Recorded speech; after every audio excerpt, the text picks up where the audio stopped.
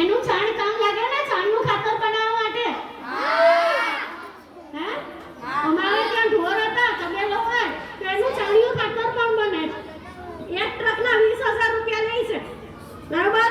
તો એની બચત થાય. પછી ગાયનું તો મૂત્ર પણ, ગૌમૂત્ર પણ કામ લાગે. પછી એના છાના થાય જે આપણે શેમાં કામ લાગે? રસોડામાં બાળવામાં કામ લાગે. બરાબર? અમિત સરે જે તુવેરની વાત કરી, તો તુવેરના જે ડાંઠા છે એ આપણે નાખી દેતા છે, એના બદલે એનાથી પણ સ્ટાર્ટઅપ થઈ શકે.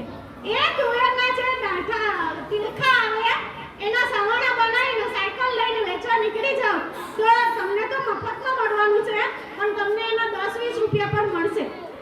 હે?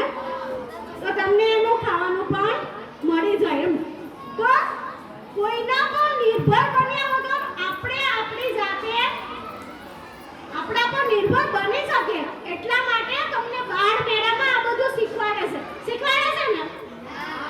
તમને એવું થાય કે અમને ટીચર કેમ સાવાણા મંગાવતા હશે? અમારે તો બધા છોકરાઓ સાવાણા ઘરેથી બનાવી લાવતા. એટલા માટે કારણ કે એને આઈડિયા આવે કે કોઈ દિવસ હું તકલીફમાં આવીશ ને તો મારે ભીખ માંગવા કરતા સાવાણા વેચીને હું મારું ગુજરાન ચલાવી શકીશ. બરાબર? તો આ વસ્તુ છે